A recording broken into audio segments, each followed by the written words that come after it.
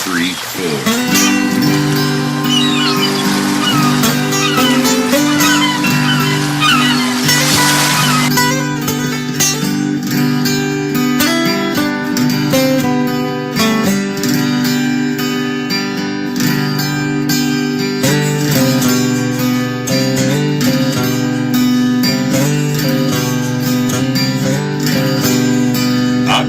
Across a drifting ship, I took a look inside. I found a note that someone wrote that said, take her for a ride. I set a course for sights unseen, went out to open sea.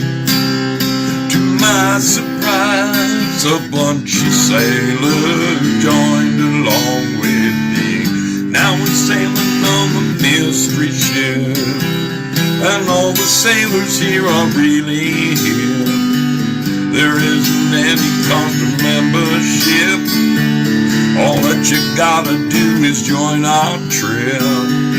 Yeah, I'm the captain of the mystery ship, and I'm a-calling all aboard this trip.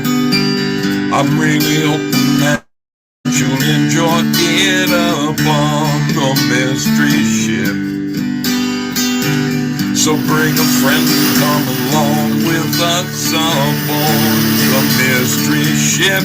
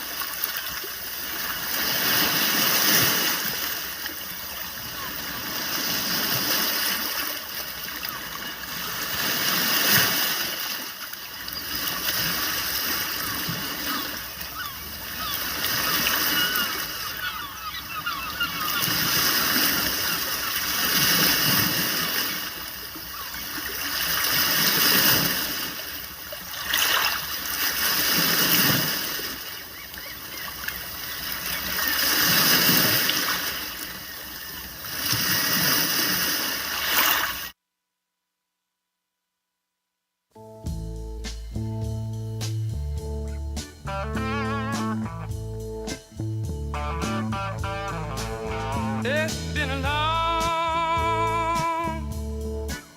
time coming.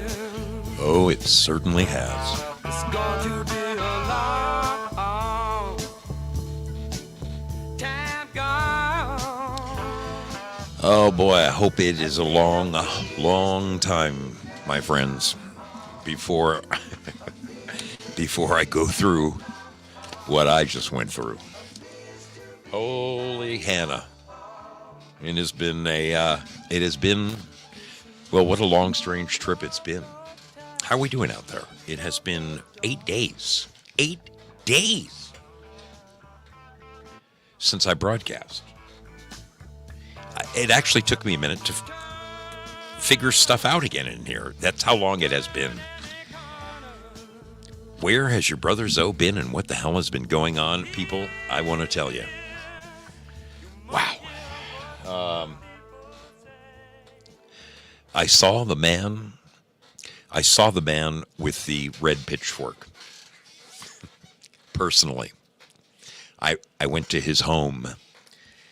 Oh boy. All right, before I wander on aimlessly, let me just take a quick peek around the channels here. We have got some wonderful people hanging out. Okay, beautiful. We are live at Pilled Foxhole. We are live. Are we live at Rumble? Come on now. Rumble. Rumblefish. My content. There we go. ZOSO back from the dead. Looks like we're live over at Rumble. Will he fix it over there saying, "Arr"? Fantastic. How about at the Tube? YouTube? Are we live at the Tube? We are. We are indeed.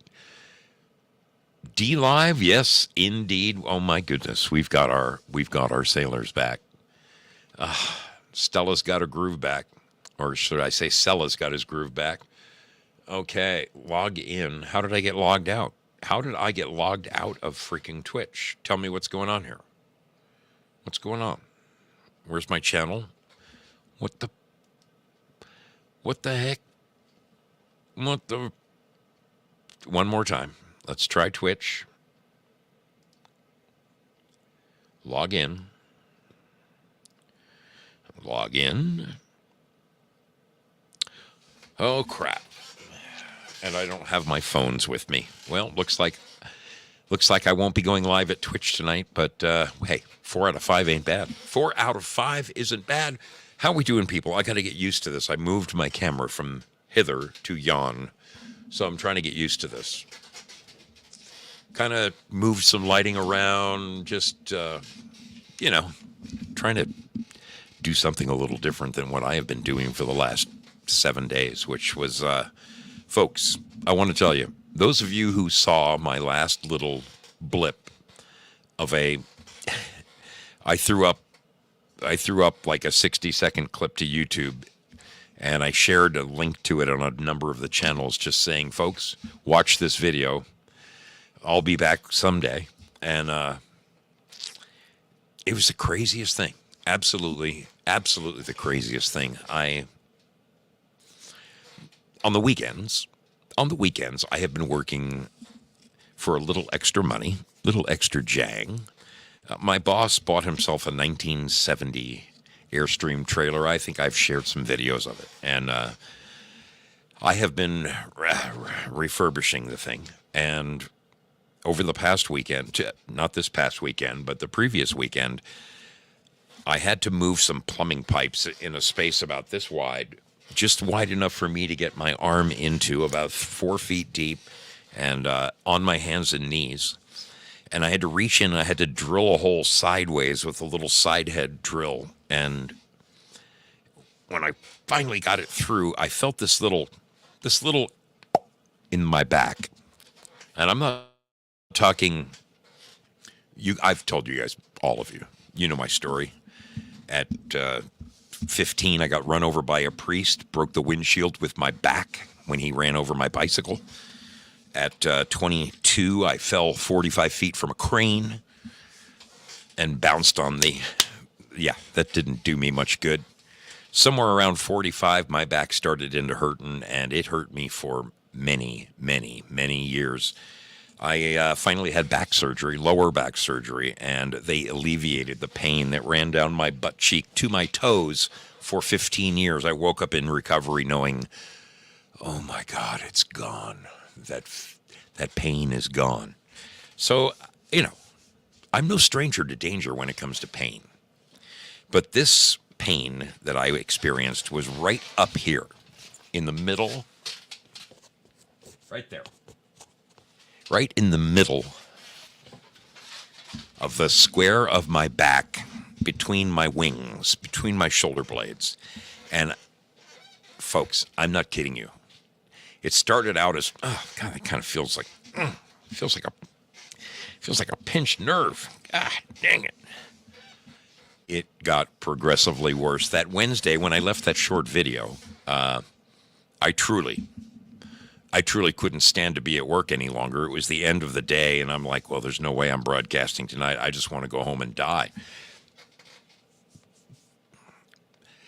Thursday, Friday, I couldn't go to work. I couldn't even get to work. Called in, said, you need to get somebody down here. I'm going home. I think I was at work for 2 hours on Thursday, and as soon as I saw a relief superintendent show up, I got the hell out of there. That's how badly I hurt. By Friday night, Mrs. Zoe had to take me to the ER where, this is crazy. This is crazy. They shot me up with morphine, and it didn't touch my pain, didn't even put a dent in it. And the woman's staring at me like, my God, crazy. They did give me a shot of, it was a muscle relaxer. And that was the beginning of my turnaround right there. It really was brutal. And they gave me a prescription for more muscle relaxers, which is what I needed, because by that time, most of my back was just spasming in, I was telling my buddy, the Texan, last night, and this is no joke, I couldn't possibly sleep in the same room as Mrs. O. I would have ruined her life. I didn't sleep for 3 days.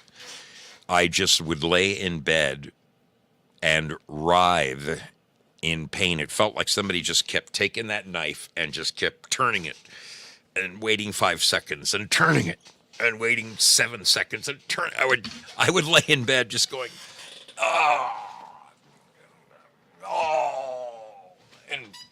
and she would come out and check on me and saying, honey, it sounds like you're dying. And I said, I am.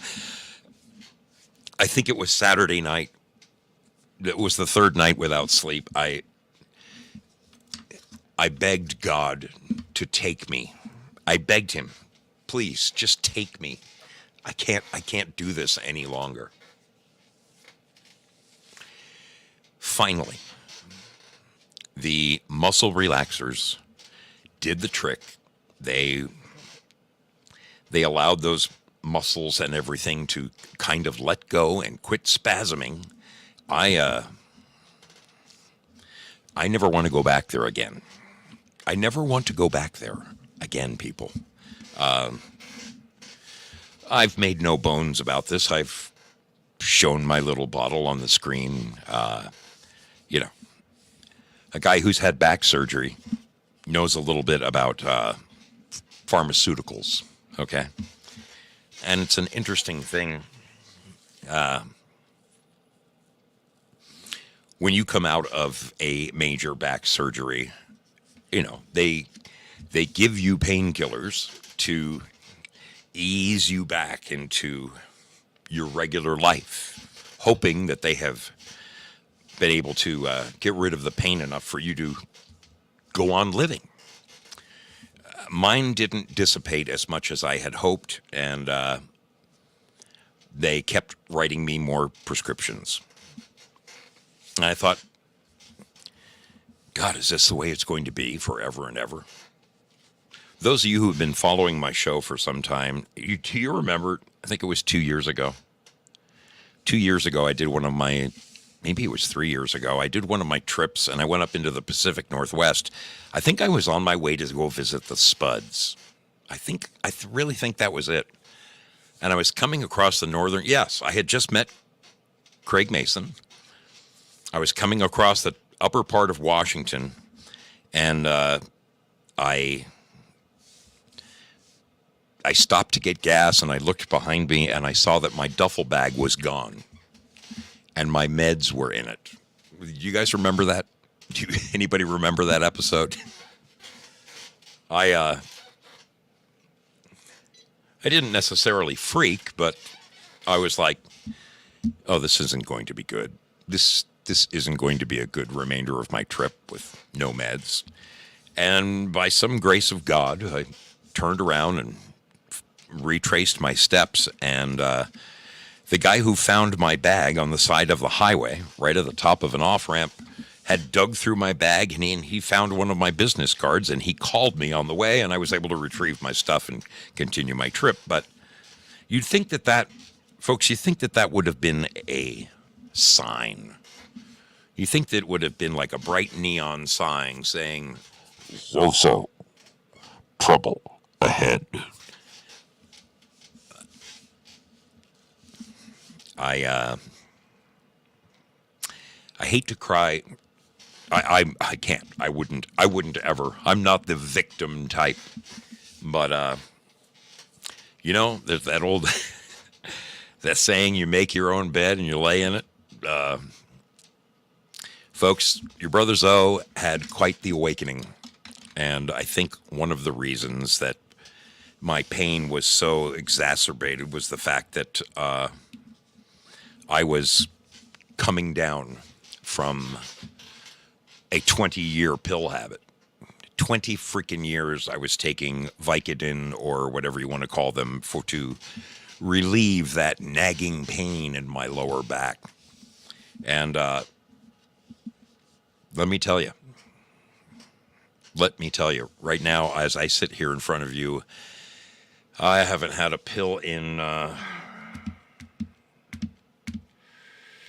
suppose it's close to 13, 14 days. I did what's called the worm, the worm, where you just squirm and withdrawals, heavy duty withdrawals, on top of a very serious, and very, very real pain in the middle of my back. I kid you not. But I'm through it. I came through the other side. And I'm not going back. Right now, when my back hurts, I have these things that you can buy at any drugstore. They're called acetaminophen gel caps. That's it.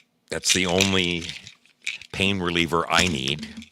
I do have a small handful of muscle relaxers to help me get through until this kink is out of there. But I'm telling you, people,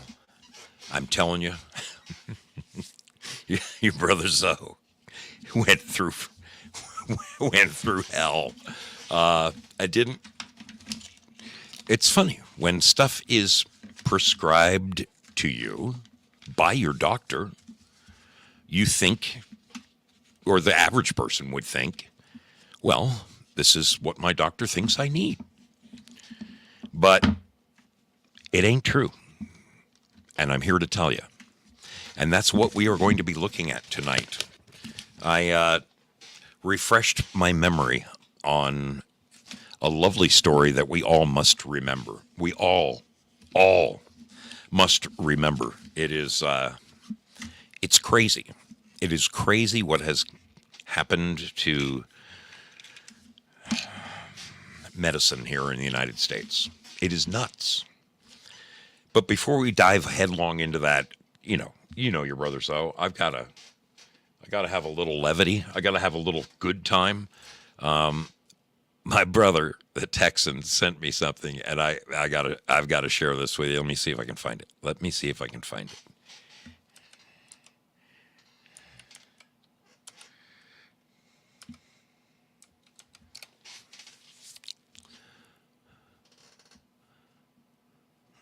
think that's him. Come on now, is that it? Videos. Oh my God, there's somebody almost a carbon copy of the Texan. Okay, I'll tell you what I got to do. I have to go inside and I have to get my phones because that's where I have the links to share with you. So in the meantime, I'll share something completely different with you, and I promise you, the rest of this little thing is going to be a fun time. It's not going to be a pain in the ass or anything like that. It's going to be quite a fun show. Let me turn the volume up on this and give myself a running start so I can dash into the house, grab my phones, and be back before this video is over. Here's looking at you, my friends. Where are you? Where's my cursor? Cursus. My cursor. Why do we sail upon the mystery ship? 'Cause we never know where we'll go next.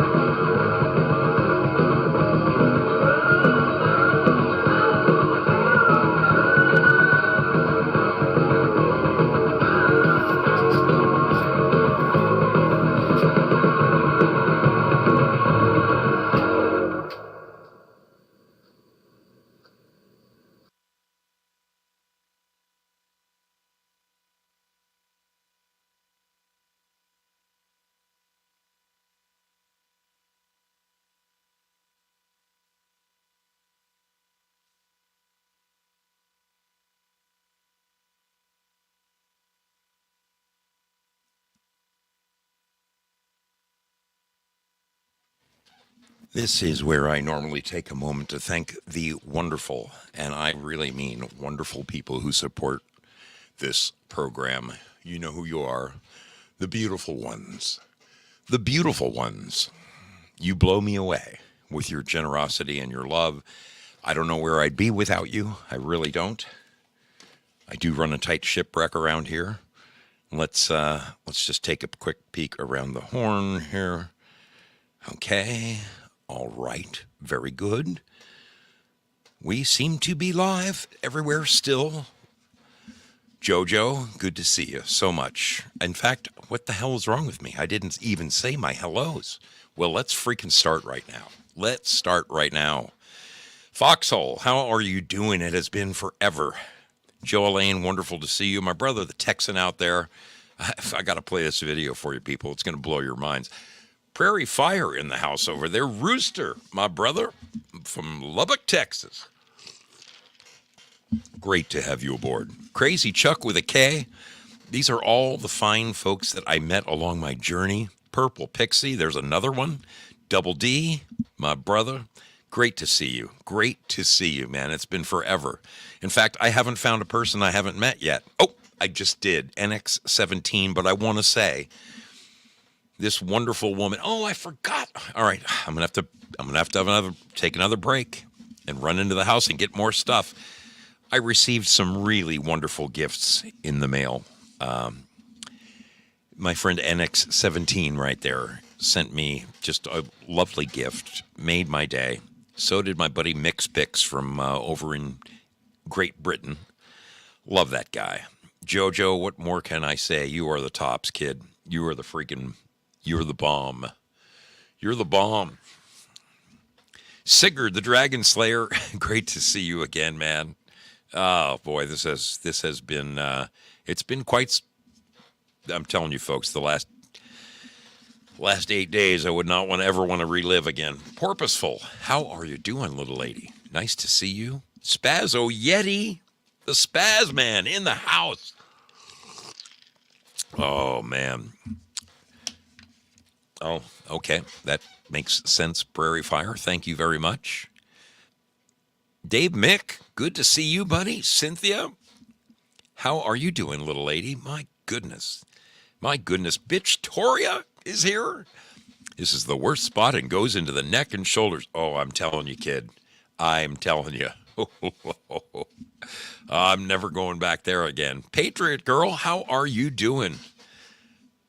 Oh, yeah, I hear you there. She says you should retire. And, you know, if I didn't buy that Harley, I probably was close to doing it.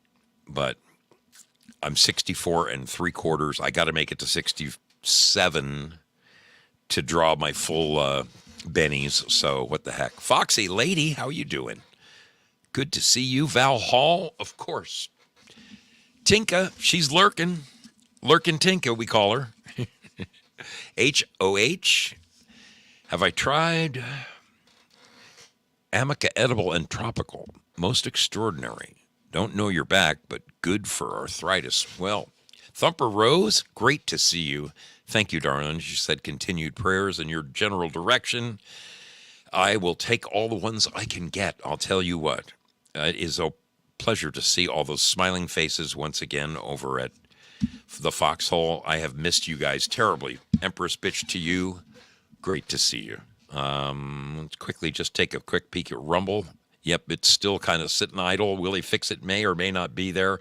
I think he's actually hanging out over at D Live, where we have a world of incredible people.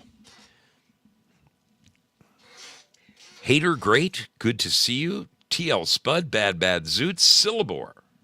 Sheeple Beware, Amethyst Cat. How are you guys doing? My buddy Val Kimber, Gloria Paddock. Oh, over here. I got to remember where my camera is. Bad Zoot in the house. Oh, Gloria's riding in on the Ninja Guinea, isn't she? Jayla17, it has been a minute. Thank you. Good to see you. Good to see you. Willie Fixit. There he is. For the glory of Christ. Wow. That is beautiful. Good to see you, my friend. Very, very great to see all these wonderful folks hanging out with us over at at D Live.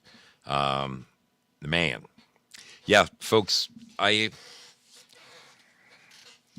been in a rough space, but I did have a few friends send me some wonderful stuff along the way, and I've got to share this with you. I got to share this with you. Oh, mammy. So, okay, let me see if I can pull this one up.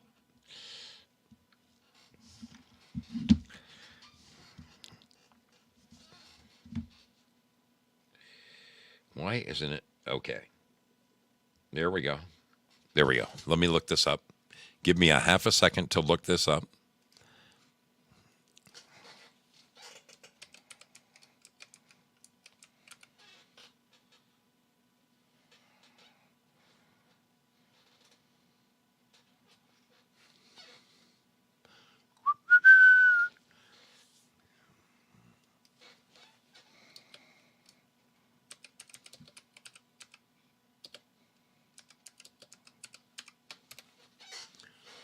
Come on now. Here we go. Is that it? Oh, yeah. Oh, this is it. This. All right. So my brother, the Texan, sent me this last night, and it blew me away. I have to share this with you. Oh, my God. Have a look at this, ladies and gentlemen. For those of you who have been, who follow over at Foxhole, you know that my dear brother, the Texan, and I have been doing a Friday night rock show whenever we can. We were doing it for quite some time. I think, 10, 12 weeks in a row. He got a new job, and it's a fantastic opportunity for him. It is, all I can say is via con Dios, man.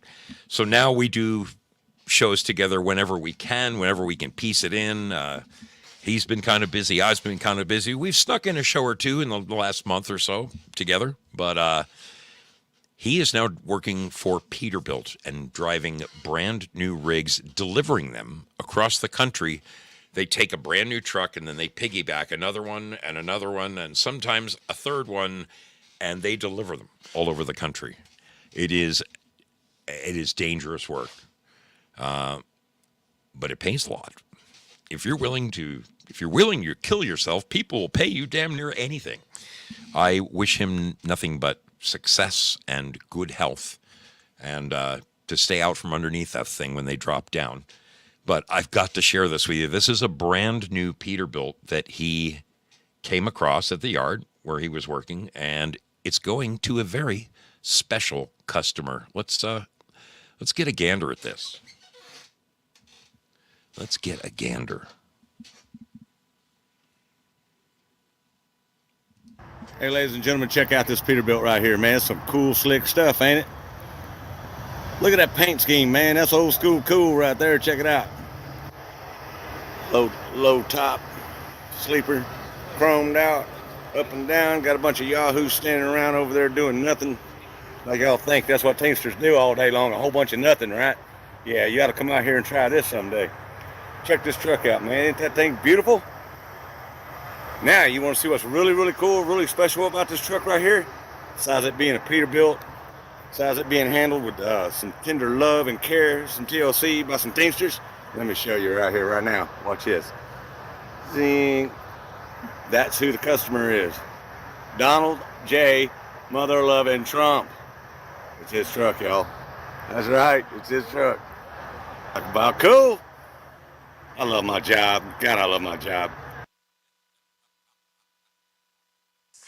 I just think I think that is freaking fabulous. That is freaking fabulous that he's playing around with Donald Trump's new truck. But I've got another one. For you. Let's go back for a second. Come on, go back. Okay, we're going here.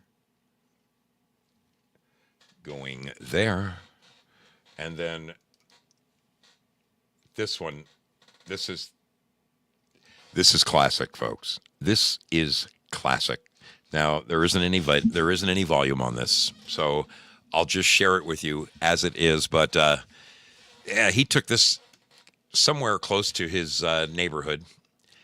Just happened to witness this going down. I want to know if you see what I see, exactly what went on in this video. Have a look at this.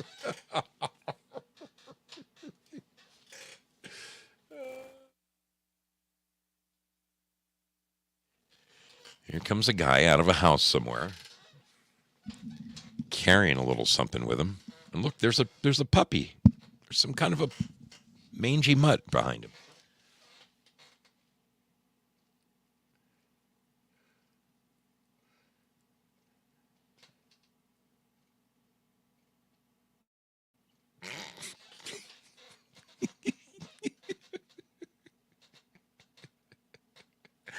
Guy stops to relieve himself, and the dog walks up behind him and says, "Oh, if you're going to do it, I guess I'm going to do it too." Just about now, the guy's finally figuring out, what the hell? Why are my pants wet? He's figuring it out, folks. He is figuring it out. Old Fido got the best of him. Let's look at that one more time. Look at this. Go, Fido. Go, baby. Guy takes a leak in a suburban neighborhood, and the dog looks at him and says, "Well, piss on you." I thought that was hysterical. That came at a time when I was mighty low. So the Texan, he cheered me up. He cheered me up with that. I'll tell you what. Wow. Wow is about all I can say, people. Wow. He got what he deserved. He got his just desserts, did he not? Oh, mammy. All right. So, moving into our story of the night. All right. Now, I know that many of you have, one thing I love about my audience is that you're no dummies, and you are researchers, and you are researchers. I just wanted to refresh our memories on a little thing that was called the Flexner Report. Does that ring a bell to anybody off the top of their head? The Flexner Report? Well, it should, because I'll be dead honest with you. Thanks to the Flexner Report, our medical system here in the United States has gone down the the crapper. All right? Let me share a little bit of this with you. Everybody is well aware of John D. Rockefeller, right? Standard Oil, one of the richest men at the turn of last century. The man whose famous quote was, the only sin in this world is competition.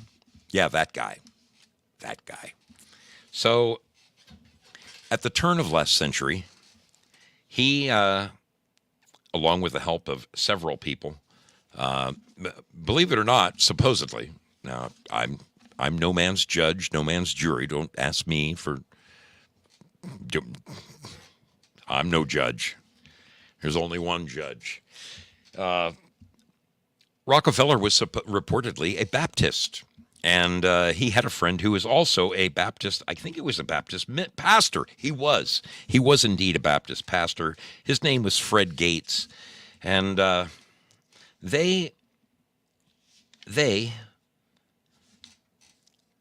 the two of them were in cahoots, okay? Under the guise of philanthropy and wanting to help America move forward, Rockefeller proposed that he would make a sizable donation, which I can tell you, in 1901, $600,000 was a tremendous amount of money. So perhaps he was nice in that regard, but he wasn't really nice overall because he had plans. He donated the money to Baptist-based Chicago University under the suggestion of his Baptist minister buddy, Fred Gates.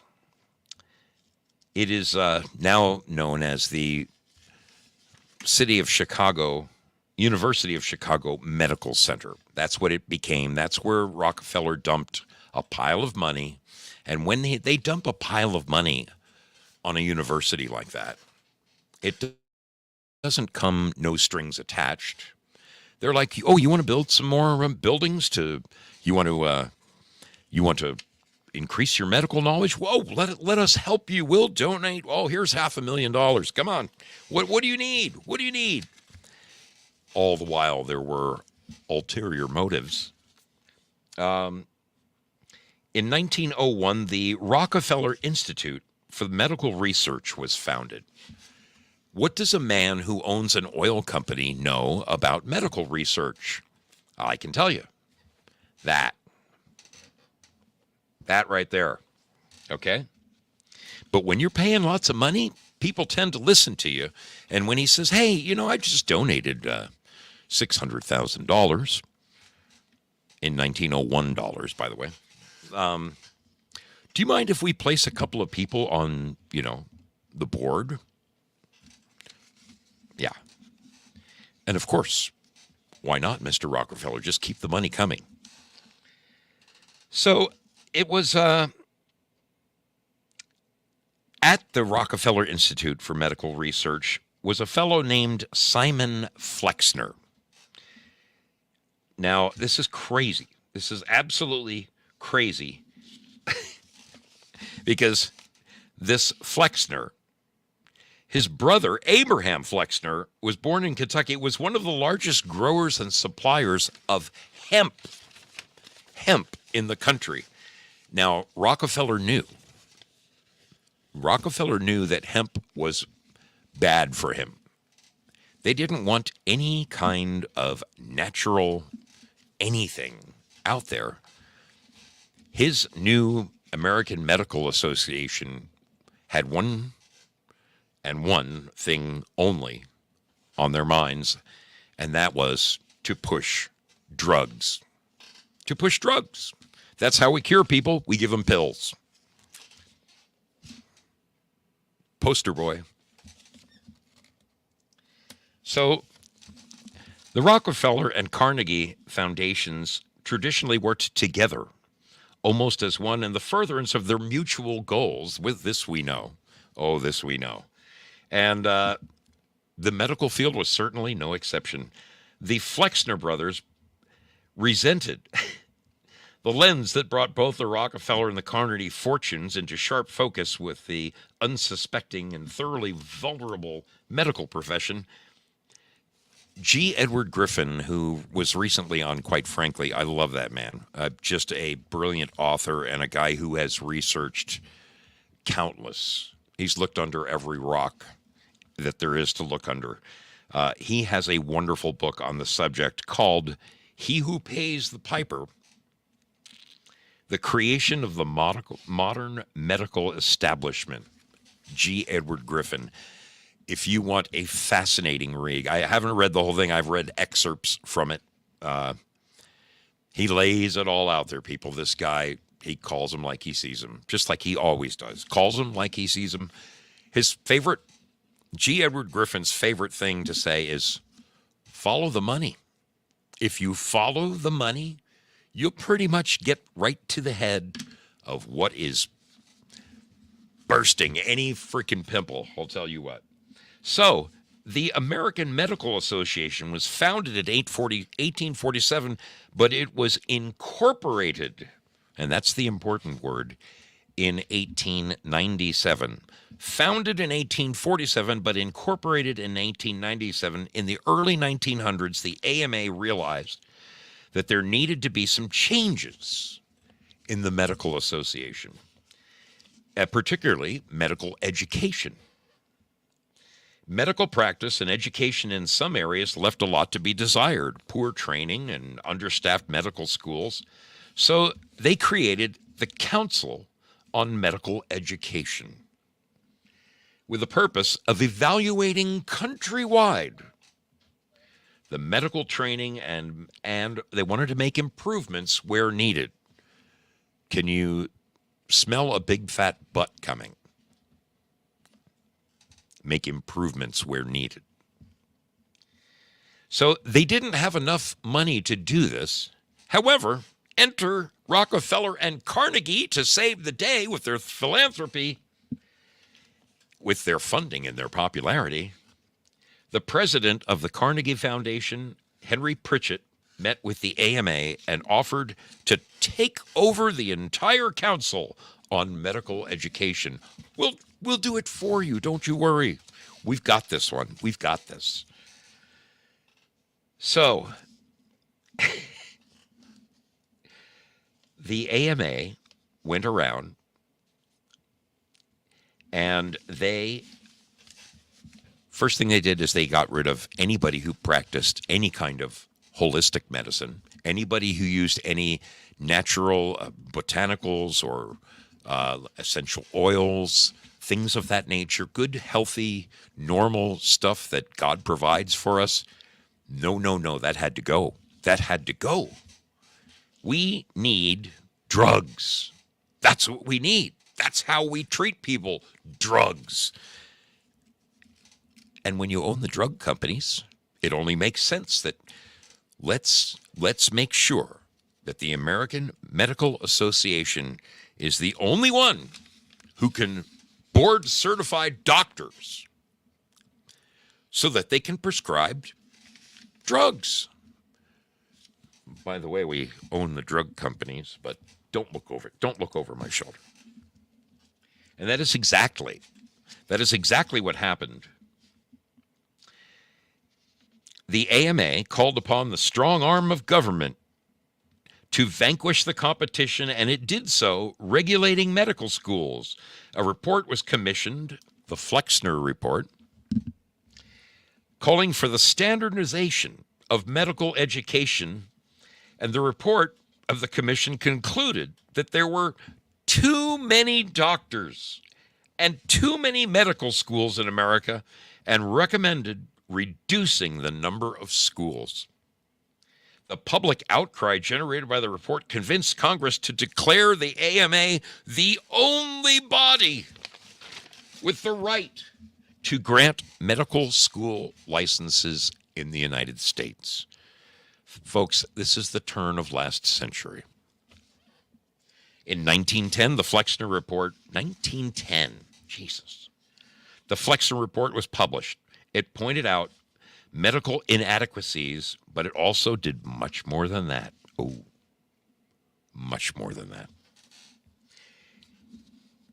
In the late 1800s and early 1900s, there were many schools that taught eclectic medicine, botanical, herbal, holistic, naturopathy. These schools were unfortunately not in line with the pharmaceutical drug pushing agenda of the Rockefellers and the AMA, because these schools didn't sit well with the Flexner Report. They were not allowed accreditation. So,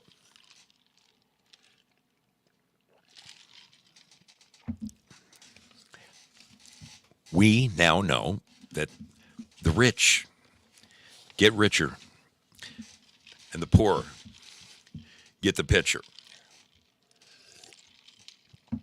It all went downhill from there.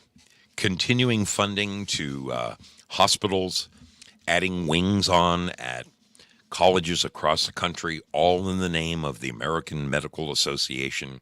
And these were the only people who could grant a doctor a license and say, yes, you, my friend, you can hang this thing on your wall that says, I am a doctor. See that little, what is it? What are the twisted snakes? I know the name of it. The Culees? No, whatever the hell it's called. Those fricking serpents.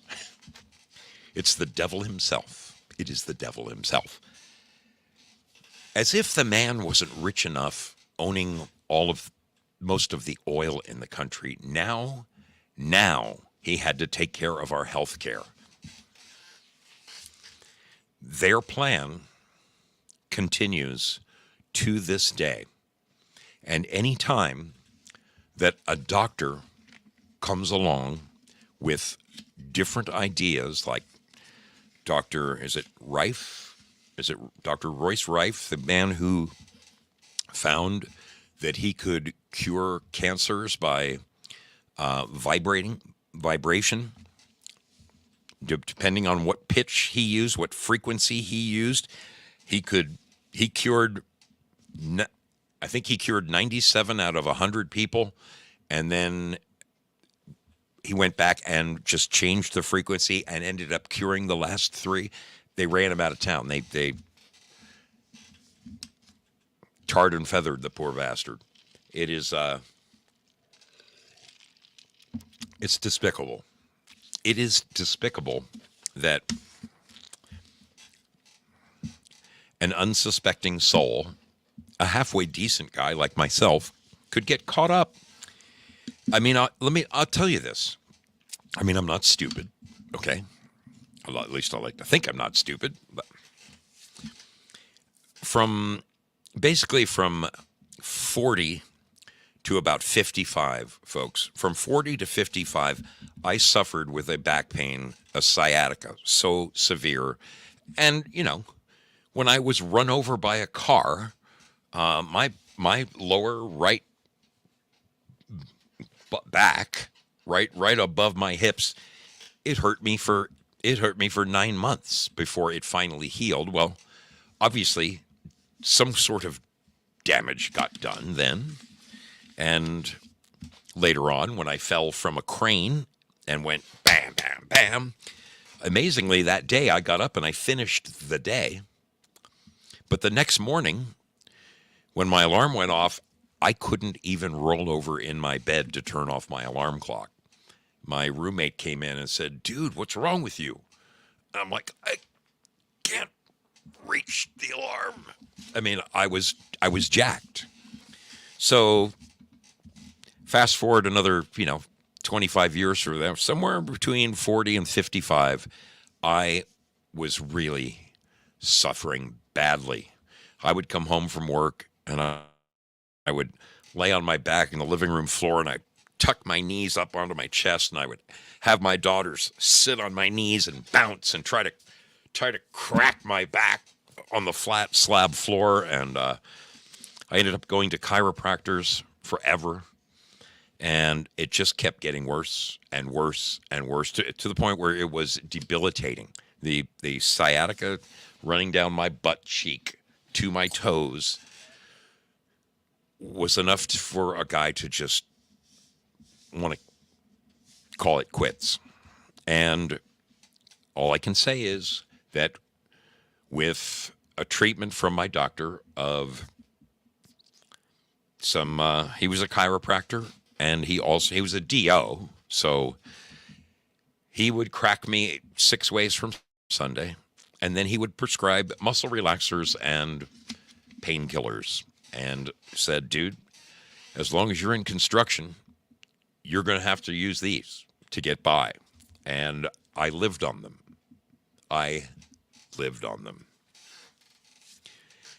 It became a kind of a way of life, okay? I'm certainly not proud of it, but it alleviated my pain. As I got to somewhere around 55, I went in and saw a doctor who said, I saw the very first doctor who said, "I can get you out of your pain." Because every other doctor I talked to said, "Dude, you're screwed. You're screwed. You're going to be on those pills for life." But this doctor said, "No, I think I can get you out of that pain." And he did. God bless him. God bless this man. He knew exactly what he did. He knew exactly what to do. And I'll show you. In my case, all of us wonderful people have these vertebrae in our back. This is a really bastardized drawing of one, but for the sake of simplicity, I'm going to share this with you, okay? If these are the vertebrae in your back, and there's a whole bunch of them, right here, coming out through the sides, are nerves. And in my case, normally have these nice cushy little, they're so cute on the x-rays. Nice white little cushy pads between your vertebrae that keep you normal.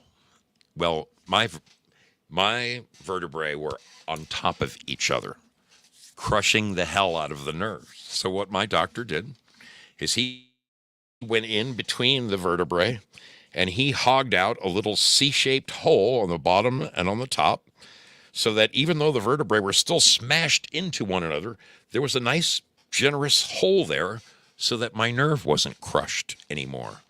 And it took the pain out of my butt cheek for the first time in 15 years. I could have kissed this guy's rear end. I loved him. A very, very brilliant surgeon. He works with, he actually is Vancouver, and he They work on the Trailblazers, and this guy is renowned, one of the top guys in the country. He said, look, we'll get you this far. I know you have pain a little bit higher in your back. Give this about 2 years to heal, and we'll address that other pain, and I will get you completely out of pain. And I'm like, whatever you say. So for the next couple of years, I continued on my meds, and I thought, all right, you know. And I did. I tried to wean myself off so I could find out, how does that song go? Just what condition my condition was in. Well, I found out. And I went right back on them. This little go-around here, though, this little go-around right now was a completely different kind of pain. Way up high, centered in the middle of my back. I didn't know what debilitating meant until I enjoyed this. And I did not enjoy it. But it, you know what? The time had come. The time had come for your brother Zoe to look that guy in the mirror and say, what the hell are you made of? It was a combination of really bad timing and the doctor who had been treating me forever and ever retired. So he changed, he sent me to what was called a pain clinic. This was a lot different than just going to your regular doctor. At the pain clinic, you have to do a piss test every week. You have to submit to all kinds of testing and this and that, and they want to make sure you're not a lifetime doper and this and that, and functioning member of society and not just there to get high and all this stuff. And being a semi-professional in my field, I guess I sort of passed the test, and they continued issuing me painkillers every month. And then they got a new guy in town, and this guy started doing piss tests, a urinalysis, a whiz quiz. And I guess I failed one of my whiz quizzes because I was using a natural thing called kratom. He didn't like that. He didn't like the fact that I said, dude, I'm using it as an alternative to alleviate the pain in my back. What is wrong with it? I can buy it at the local store. Oh no, you can't do that. You can, in fact, we're done here. I'm like, what? He said, we're done. I am not prescribing any more medication for you. And I'm like, wow, that was abrupt. But I thought, okay, I'll tough this out. And, a guy like me, having used for so long, I certainly have friends who can help a brother out upon occasion, and they did. But I got to the point where I was out, and there was no refill in sight, and it just happened to coincide with this minor back injury that I sustained here about 10 days ago. I think it was time that your brother Zoe was slapped silly and got his shit together. That's the bottom line. It was a painful little lesson. And I know now that I owe a myriad of thanks to the people in these chats, the people who emailed me and texted me and called me and said, Zoe, try this. Zoe, try that. None of them None of them said, need any drugs, dude? No. They offered me holistic choices, anything from essential oils to all kinds of great, great stuff. And believe it or not, good old Tylenol is the only thing I need right now when it gets nasty, when it really starts aching and killing me. I can pop a Tylenol and make it through the day. And knock on wood, man, I'm not going back. I can't go back. It was time, people. It was time. It's a difficult thing to admit to yourself that you have a problem, especially when, someone like your doctor, whom you've known forever, keeps writing you a script every month. You trust the man. You've been paying him for 20 years to look after your health. You think he's doing the right thing, but is he really? Is he really? I wonder if anyone else out there has gone through something similar or has any good recommendations for us poor folk who suffer from ills of one kind or another. Have you been through something similar as your brother Zoe? Have you overcome? Have you learned to use natural means to take care of your regular everyday aches and pains? Now, maybe you weren't run over by a car. Maybe you didn't fall 45 feet from a crane. But life has a way of just beating the crap out of us as we live it. And I'm sure there is a number of you out there who have probably sustained anything from bicycle crashes to motorcycle accidents or any manner, car accidents, things that have caused you to trust in your local medical association to take good care of you. Have any of you overcome the nightmare that I just went through? Because I'm telling you, that was the icing on the cake for your brother Zoe. I'm done, baby.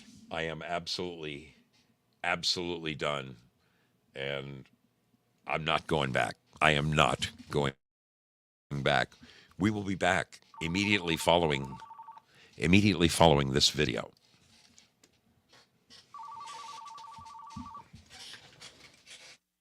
Hanging out with ZOSO, dude. You know who he is. You wouldn't be seeing this right now. So, cheers to you, my friends. Uncle Krusty says hello. Peace out. Hi, this is Judy the Lady Pug, and you're watching The Mystery Ship with ZOSO Dude. This is Jeanette Booth, and you are watching The Mystery Ship with ZOSO Dude.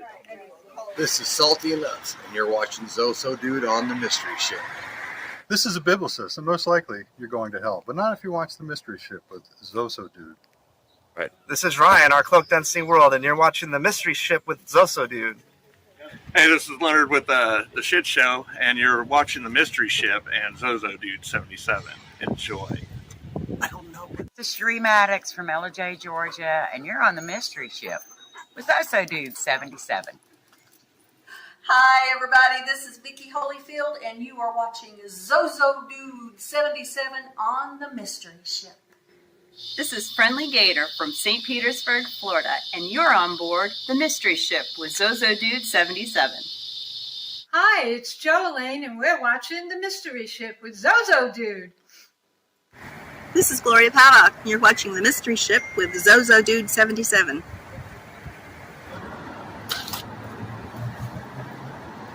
Hey guys, this is Bruce Q. Wayne, aka the Batman from Three Beermen, and you're watching The Mystery Ship with our good captain, ZOSO Dude. This is Andy Girl 13, and you're watching The Mystery Ship with ZOSO Dude. Hi, this is Susan Danielle, and you're watching The Mystery Ship with ZOSO Dude 77. This is your brother Belushi, and you're watching The Mystery Ship with ZOSO Dude 77. Hi, this is Carrie Lake from St. Pete, Florida, and you're watching ZOSO Dude 77, The Mystery Ship. You're hanging out on the Mystery Ship with our captain, the ZOSO Dude. Hey, it's M1911 Zoom, and you're watching The Mystery Ship with ZOSO Dude. I'm Neoma. And I'm Neo. And you're watching The Mystery Ship with ZOSO Dude 77. I'm EO2 Dave, and you're watching ZOSO Dude 77 on The Mystery Ship. This is Barefoot Patriotess from Tampa, Florida, and you're watching The Mystery Ship with ZOSO Dude 77. This is Rob, aka Syllabore, and you are watching ZOSO Dude 77 on The Mystery Ship. Welcome aboard the Mystery Ship, where we go one, we go all. I am not kidding you, folks. A video like that means more to me than you can ever imagine. Just seeing those people, those smiling faces, in conjunction with all the ones that I met on my past trip. I met 32 people on this past trip, and I only got halfway through. Can you imagine if I made it all the way? Oh, my God, it would have been incredible. It would have been incredible. I want to thank all of you out there who reached out to me and offered suggestions and gave me hope. Yeah, I have to tell you that when your friends call and say, dude, I'm sorry you're down. Is there anything I can do? That is the biggest shot in the arm. It's a bigger shot in the arm than any doctor can give you. And I am immensely grateful to the people that watch this show, because you are my real friends, and you mean the freaking world to me. One man who means the world to me just called me, and I missed him, so I'm going to call him right back.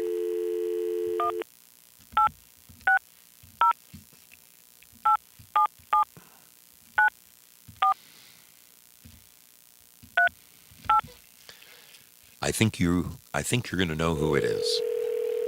Something tells me you know who this is.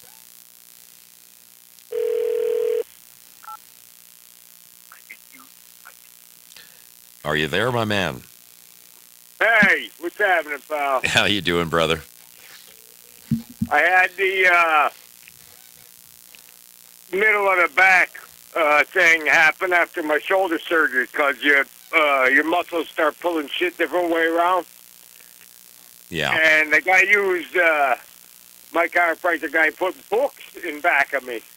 Old antique books, but different sizes.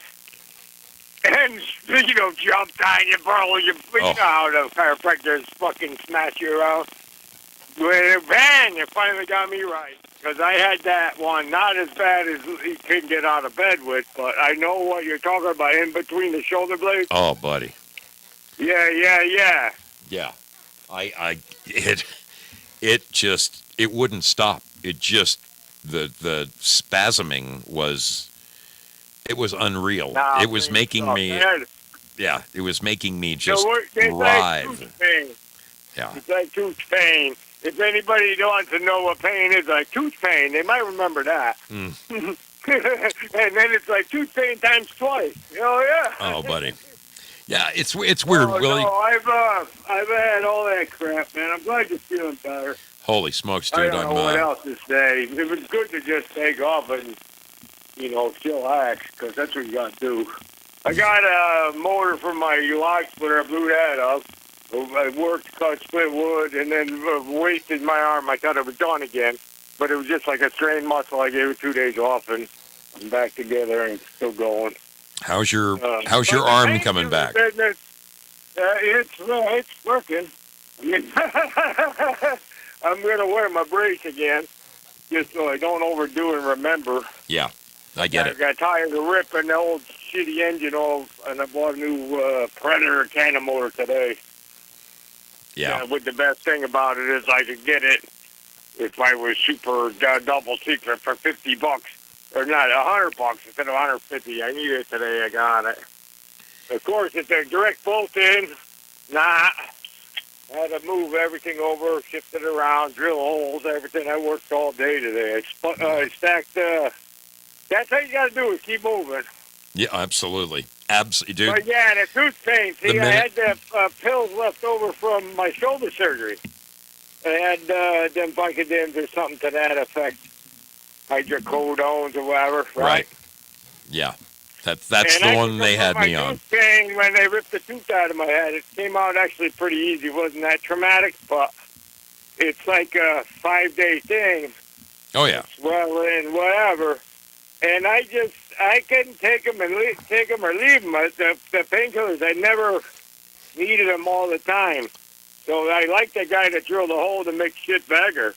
That makes sense. Dude, I just wanted to. You know what I mean? Because I've talked to some of these surgeon guys that done hips. I worked on their cars. I mean, they get funny, but you want to go out drinking, after you work on a car. Oh, yeah. There's stories, man. There's one story when the damn sledgehammer head, right? I don't know, it was like 8 pounds, 10 pounds sledgehammer head, 6 pounds, whatever the fuck it was. But it come look unconscious from the end of the shaft because they sent it down to sterilize in place or whatever. So the guy went backswing and it blew the window out. The operating room, it was like looking over the ocean. It's a story. I mean, it's out there somewhere. I mean, I know the guy that told me, whatever, I was working on his, he had all kinds of cars, Cadillacs and Jaguars, different shit, whatever. However, I was working for somebody else.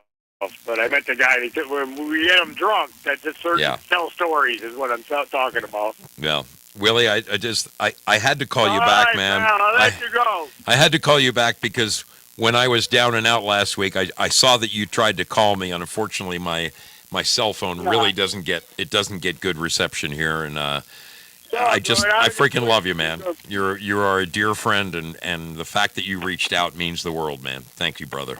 Thank you kindly. I was just wishing you, I was going to tell you to put a stack of, like, encyclopedias. Yeah. And just fall down on the back of it, because if you don't have a chiropractor, that might just them wings back together. It's a beautiful all thing. right, love you, man. Love you, brother. Take it easy, go slow. I am. You'll be all right. I am. I'll talk to you soon. Thanks, buddy. Say hello to your girl. Bye. Love you. So, Willie just reminded me of, wait a minute, what the heck's going on here? What happened to that? Happened to my freaking banner. There it is. What happened to that freaking banner? There it is.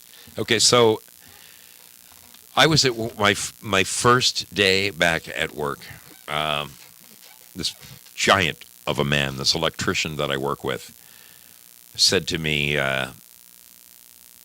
this guy has to be, he's got to be 6'4", and if he's got to be 300 pounds.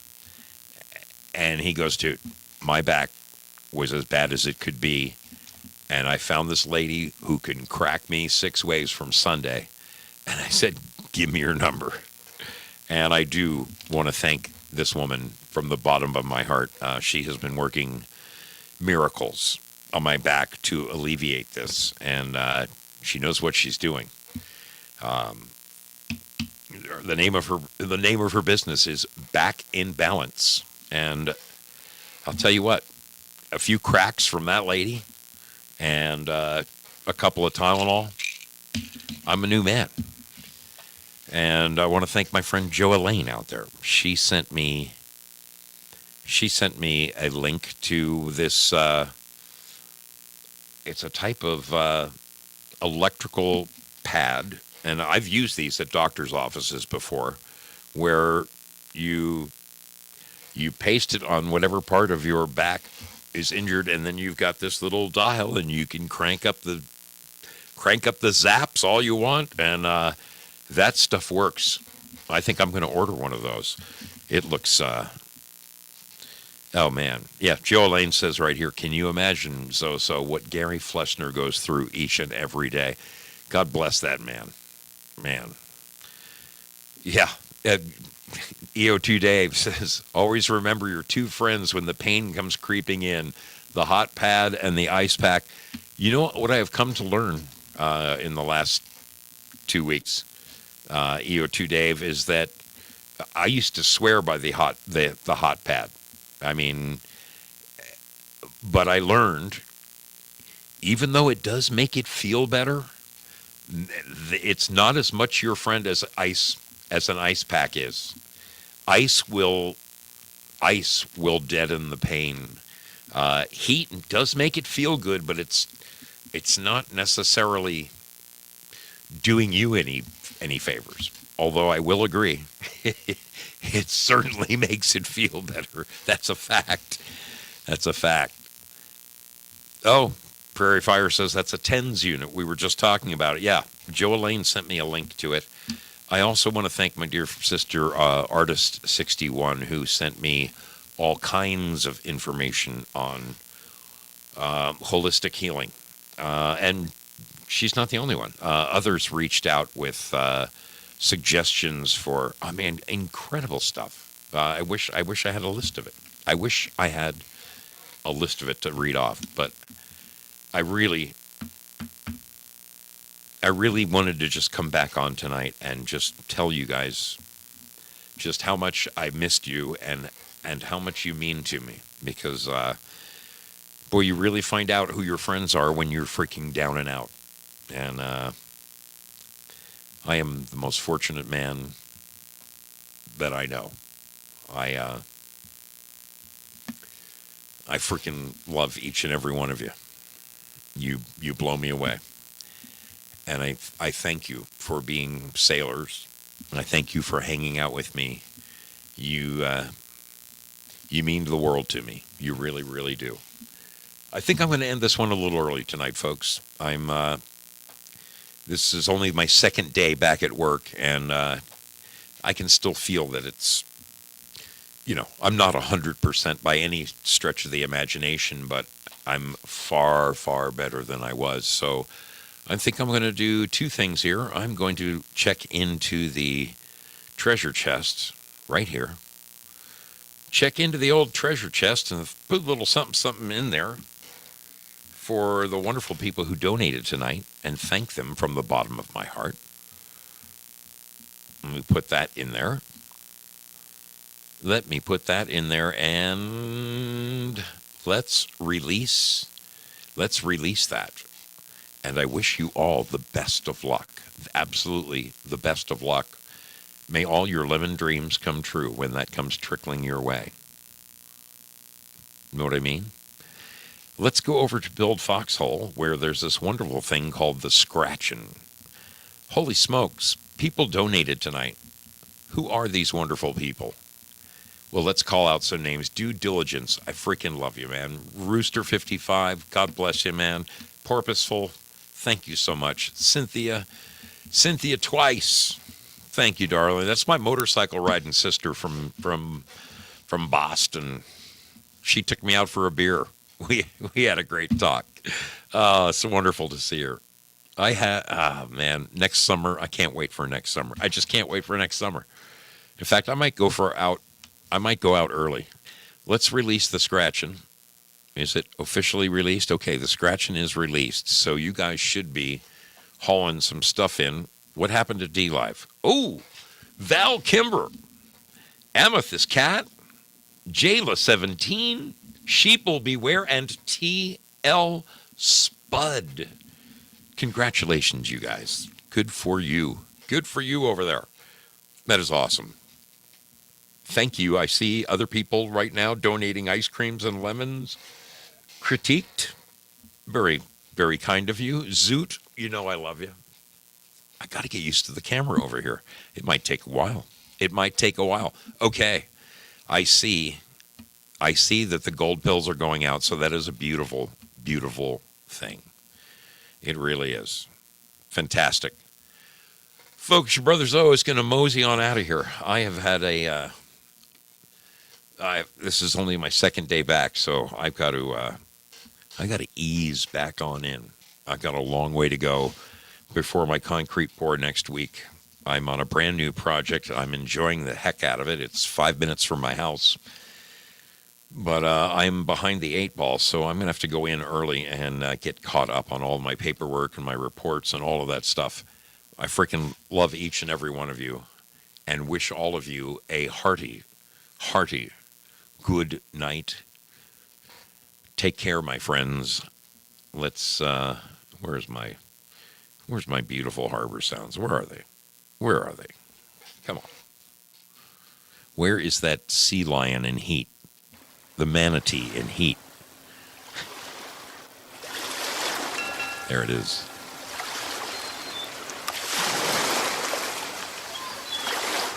I love each and every one of you. Have a great night, my friends.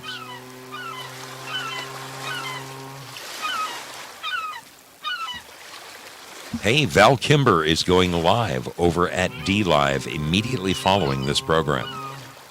Get on over to D-Live and show Val some love. Val, V-A-L _Kimber, Kimber. Tell him Zoe sent you. Oh my goodness. Another Ninjagini. Thank you. Glowbug, you are 1 in a million, darling. Thank you so much. Good night, my friends. God bless.